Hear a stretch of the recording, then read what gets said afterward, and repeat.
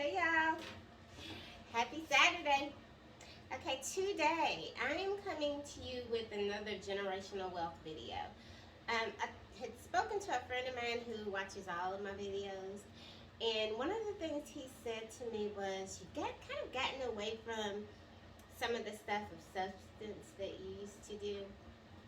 And I look back on everything and I thought, you know what, maybe he's right.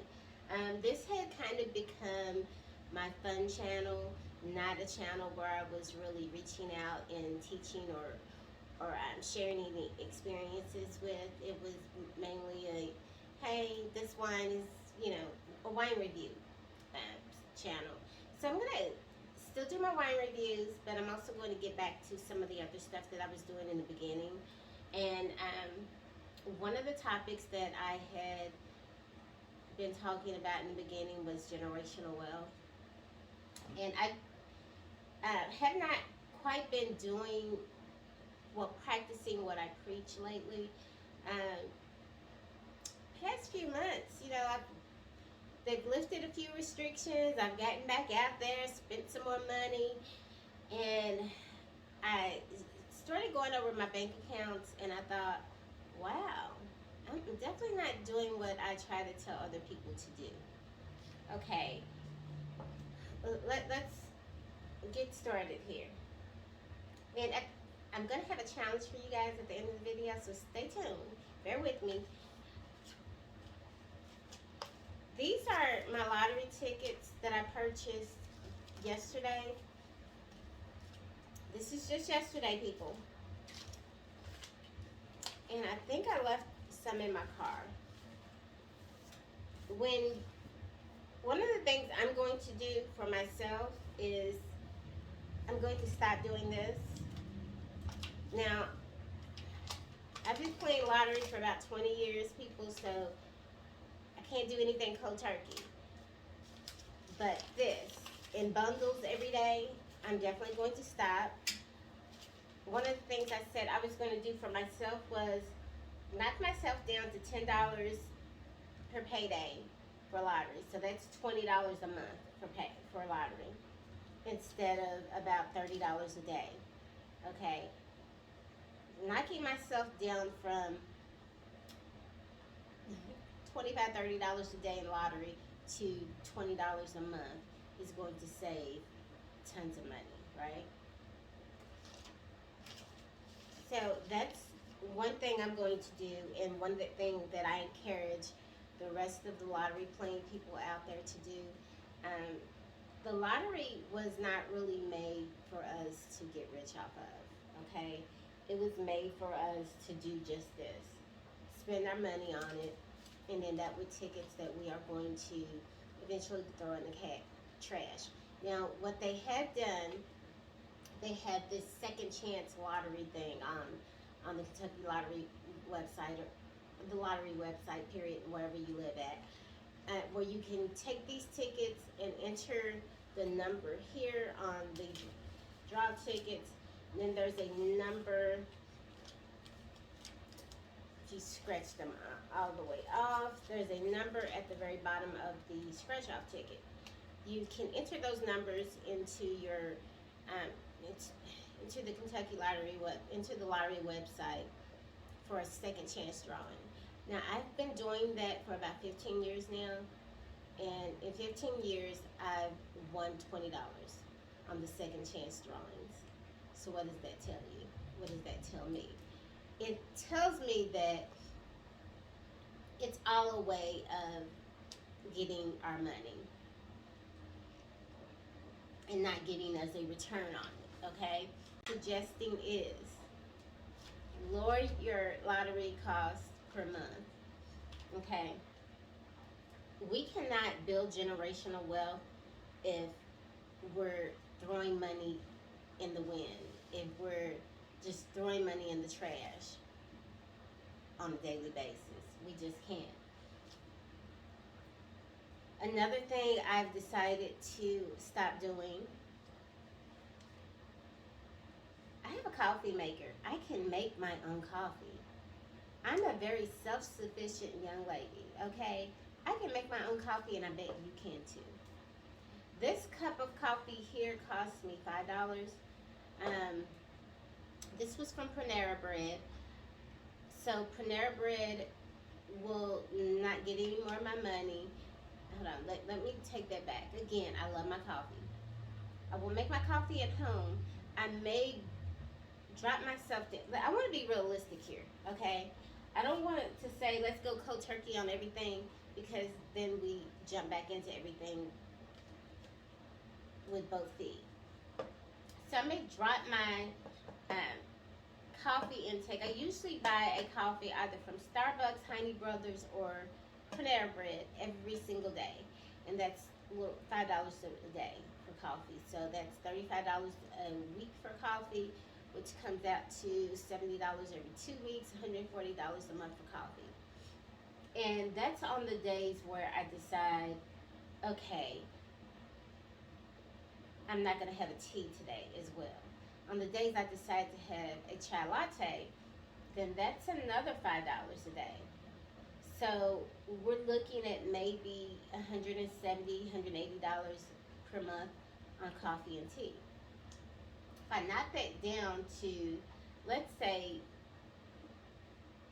make my coffee, let's say I treat myself once a week to a coffee or tea. That's $5 per week, which is $20 per month. So $20 per month on getting someone else to make my coffee for me versus $140 to $170 per month. That drops that total down. Like I said in the beginning, this is going to be quick. I just wanted to throw a few points out there to you. I don't have to beat it into you how much we need to start saving money and ways that we can save.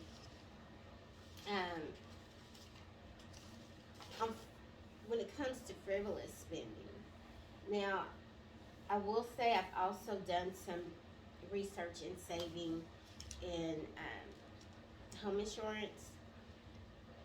You don't have to spend a ton of money on home insurance. Make sure that you do your research and you have everything you need outlined in that insurance policy. You don't have to spend a ton of money on it. Start looking at everything you spend your money on a monthly basis in ways of knocking those prices down, those costs down. And you will definitely see a change in your bank account. Now, I'm going to challenge everyone out there. From now until the end of the year, cut down all of your costs on all of your frivolous spending. Oh, also, eating out. Let me back up before I give you guys this challenge. I spend probably, if I eat breakfast and dinner out, I'm probably spending $40 a day. Okay, on breakfast and dinner. Let's say about $30 a day. Because about $30 a day. That's $150 per week. $300 every 2 weeks. Wow. So I'm spending about $600 per month eating out at restaurants. So again, let me get back to the challenge. What I'm going to do is start cooking more at home. So I challenge everyone out there, cut down on your frivolous spending starting today. You know what? Yeah, starting today. All the way, so I'm second guessing myself when it comes to spending this money. Start from today until the end of the year. Start eating more at home, cooking more at home, cooking more meals at home. So I can say now, if I cook at home 5 days a week and eat out, let's say 2 days a week, that will knock me down to $60 a week on eating out. You still want to treat yourself. We work hard for this money, people. $60 a week, that's still, wow. That's still $240 a month to eat out. So how about I do this? I will treat myself to a meal out once a week, and that's dinner only. So if that's $30 for a meal out in 1 week, that is $120 a month. Okay, so I'm going to knock down my fast food and just eating out at restaurants down from $600 per month to $120 per month. I'm going to knock my lottery spending down from way too much to $20 per month. Okay, I'm going to do some more research into how I can knock down my cell phone charges every month. How I can knock down that price of my home insurance every month. Look at your bank account statement and see where your money is going. Look at all of those charges and see where you can cut. What can you cut out? We cannot teach our children generational wealth if we're taking all of our money and just spending it all willy-nilly. Okay, let's teach our children and our grandchildren and our great-grandchildren better, you know. And for a lot of people who look like me, we are so far behind, so far behind. We are just now, a lot of our families coming into, look, I am one of the first in my family to earn a college education. I am one of the first to do that. You know, it just wasn't something that was important for our people. Again, we are way further behind than other generations, other races. You know, other races have been sending their kids, saving up college money and sending their kids to college for generations and generations, hundreds of years. You know, where people who look like me didn't have the money to save up to send our children to college. We didn't have the money to save up to help them get their first cars. We didn't have, so what I'm saying is things have changed. A lot of us now are trying to play catch up to other races. We're getting there. You know, we have decent jobs. We have side hustles, legal side hustles, people. So we're spending more. We're learning that it takes more than just a job to make it out here. So we have our legal side hustles, but we're, instead of taking all of that money and investing it and taking it and saving a lot of it, we're doing a lot of frivolous things because we now, it's like, okay, we have the money to spend now. Let's spend it. Now that we've caught up in knowing how to make the money, okay, we now know how to make the money like the other races do. Okay, we know how to make the money. Now we have to say, okay, how do we take this money and make it work for us? How do we take this money and save it versus spending it as soon as we get it? How do we take this money and be able to still leave something behind for those we're leaving behind? Okay, so we still have a long way to go, but we're gonna get there.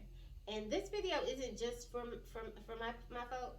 There are a lot of people of other races who are out here spending all willy-nilly without a thought of what happens if the car breaks down and I need $1,200 to fix it. Can I go jump into my savings account and get that?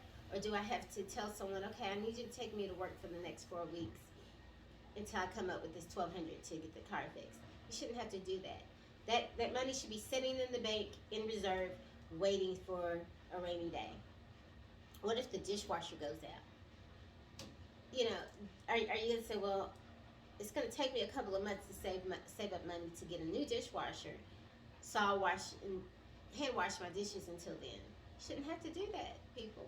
You should be able to jump into that savings account, get your behind over to H Greg and say, hey, I want this dishwasher delivered immediately. Okay? So let's challenge ourselves to do better from now until the end of the year. Let's stop spending frivolously. Let's see where we are by the end of the year. I'm going to do a follow-up video to this by, let's say, Christmas time. That's a good time to do it. I'll do a follow-up video to this one around Christmas time. And I want to see where everyone is as far as saving and how you slow down on frivolous spending. And I'll let you know where I'm at too. And please give this video a thumbs up, hit the red subscribe button.